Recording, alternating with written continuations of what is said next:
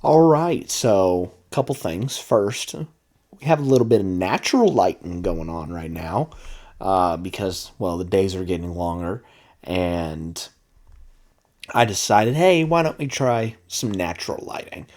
And two, I know this came out yesterday, and I was meaning on doing episodes about it yesterday. However, like I said in a recent video, I can't remember which one I said, but it is now mowing season, and so it's gonna be a little bit, touch and go on some stuff as to when I'm gonna release certain things. But just know that they will be released. But I wanted to talk about this because one, it's new Star Wars content, and two, it has probably my favorite character ever from Star Wars. I'm, of course, talking about Maul, shadowlord. They dropped the first two episodes on Monday, and we're just going to go ahead and talk about both of them in this review episode. So, episode one was entitled The Dark Revenge, and episode two was titled Sinister Schemes. Episode one was directed by Stuart Lee Saul Ruiz and Nate Villanova. That's probably how you pronounce it. And episode 2 was directed by Saul Ruiz, and both episodes were written by Matt McNovitz. I think that's how you pronounce his last name. But across these two episodes, Maul is secretly, or trying to be secret about it, but Maul is trying to rebuild his syndicate to full strength, and with that comes provoking old allies turned enemies, and potentially gaining a new recruit or a potential Padawan to his cause. Now, like I said in the intro, Maul is my favorite Star Wars character. I am the type of person that leans towards the villains in the movies and shows that I watch. If they're good villains, like, I will immediately lean towards them. Immediately.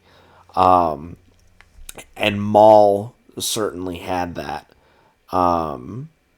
And I fell in love with the character when I first saw him in the prequel movies with Ray Park, his absolutely amazing performance in that movie. But I never kept up with the story through the Clone Wars series, and I think he's also in a little bit of Rebels as well. I know the bits and pieces of it, essentially. But I was very excited to check this out because, again, it's Maul. I'm gonna check out anything that Maul's in. And these two episodes absolutely ruled so much. Episode one deals with two big heists that happen in that episode. One being a bank heist, and the second one being a break into a police station. The bank robbery was really, really cool, and you get to see members of Maul's team, which, if I were to assume, are probably leftovers from his Death Watch group that he had in Clone Wars. Am I wrong in saying that? But actually, a couple of them are actually also Zabraks as well, which I thought was a really cool touch. But yeah, they rob this bank. I also love their droid that they have, which is called Spybot. And he's just like, I love every single time that they're on a job, and he's just like, do do do do do, don't mind me, nothing to see here. And it's just like absolutely hysterical. It's absolutely hysterical stuff. But they are able to get away with some cash, or I shouldn't say cash, credits, and the bank droid. And they take that bank droid over to Maul, and listen, I love what Ray Park did for the character in the prequel movies, but Sam Witwer brings a different kind of intensity to Maul that I absolutely love so much. Even though he's in like little bits in episode 1, he gets a little bit more screen time in episode 2. And man, the fights that Maul has across both of these episodes are also absolutely really cool as well. Also, in the first episode, we are introduced to two people, or I shouldn't say two people.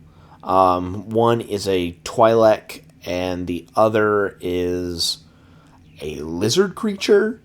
The Twi'lek sees that the lizard creature is getting hungry, and so she tries to take food from a stand, and she gets caught, and she's brought to the police precinct. She's not cooperating, not giving any forms of ID, and so she's carted off to the cell.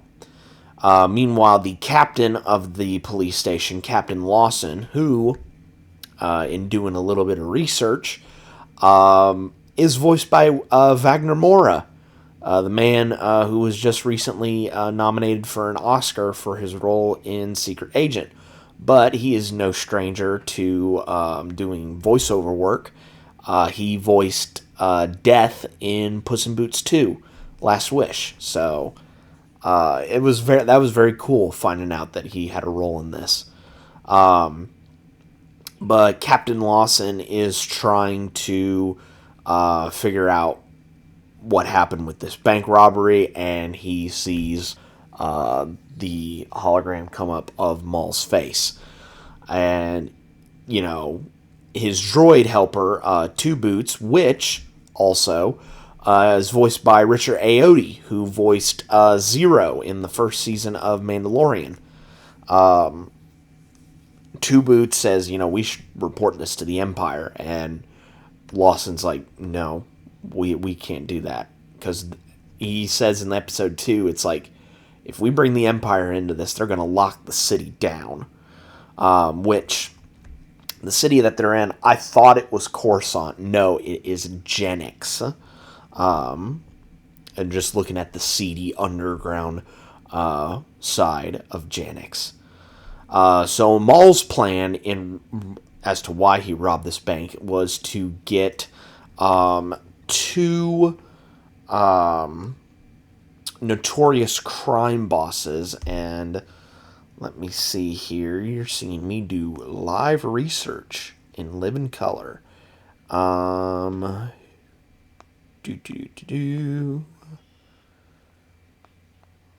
me see here.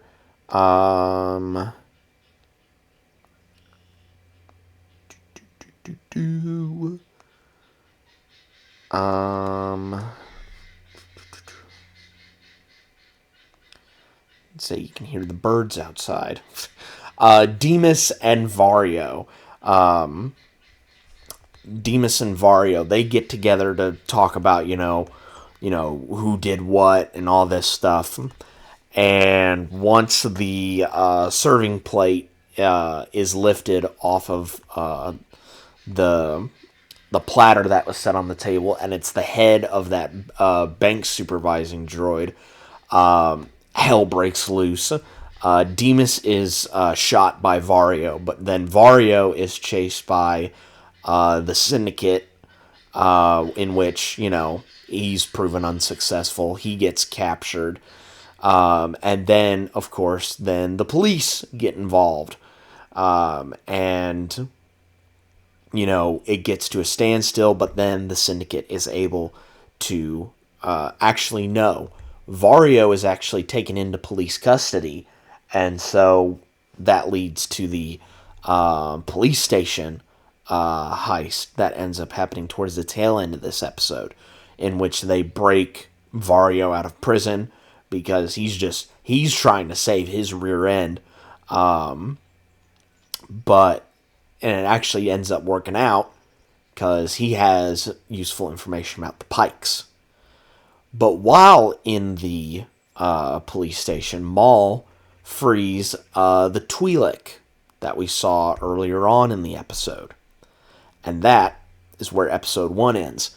Into episode 2, both Vario and the Twi'lek are taken into a place. Don't know where, but a hidden location. And Maul is trying to get information out of Vario as to where the Pikes are taking a shipment of credits. And Vario, of course, tells the information. A, trying to save his own rear end, but also B, he wants to show his loyalty to Maul. And Maul is trying to basically get this Twi'lek girl to basically show that she is a Jedi and to, get out of this holding cell on her own by using the Force, essentially. And she's steadfast, no, you're going to let me out, so on and so forth. Meanwhile, Lawson goes somewhere to get some information about something that was told to him last episode about a group called the Shadow Collective, in which Maul united the Pikes, Crimson Dawn, and Black Sun together to basically form his own collective away from Imperial rule. Now, Crimson Dawn might ring a bell to some people because that is the group that is in the Star Wars movie Solo, which I forget the name of the... Oh, Dryden Voss. There we go. That was headed up by Dryden Voss, Paul Bettany's character in that movie. So I thought that was a nice little tie-in as well.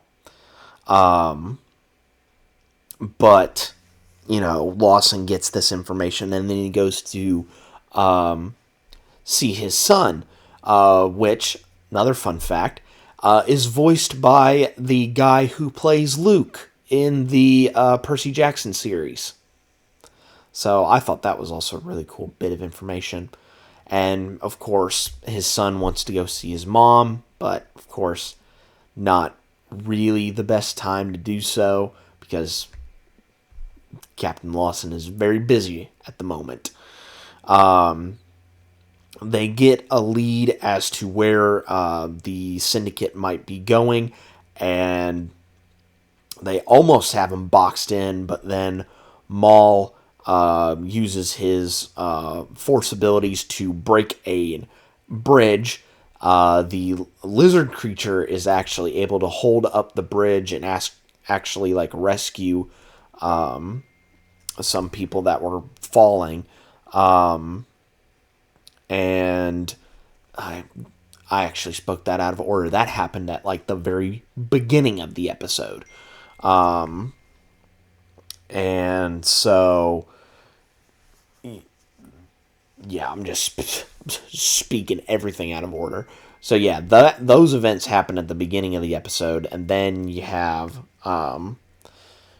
the events that I said, like Vario and the Twi'lek going to this unknown location, then Lawson getting information.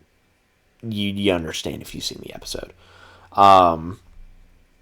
But then Maul and his syndicate group take down the Pikes, or at least take down this Pike shipment that's taken in credits. And not only across these 2 episodes did we get one hallway fight, we got 2 hallway fights with Maul, and both of them were really, really good. Destroyed the Pikes like they were nothing, and they walked away with some pretty good change. And I also liked how this episode ended as well, with the Twi'lek trying to use the Force to open the front door, but noticing that there is a break near the back of the holding cell, and use the Force to basically push the entirety of the holding cell away from that wall so that she was able to escape that way. Now, granted, do I think she's going to get away from Maul? Absolutely not, but she's at least out of the holding cell. So it will be very interesting to see what happens in episode 3, not only with her, but also everyone else involved. Because so far, I am digging this show. But there you have it. That is my reaction to the first 2 episodes of Maul, Shadowlord. I'm liking this show so far, man. It's going to be really good. So yeah, definitely look out for more episode reviews of this when the new episodes drop, which will be on Monday. But until then, guys, be safe out there. And if you ever think about, going into a hallway in the Star Wars universe, I suggest you don't. You just stay in a room. Like if there's a Jedi or a Sith that you know of that's in your building, just don't go in hallways, because 9 times out of 10 you'll probably get killed. That's all I'm saying. And I will catch you guys next time.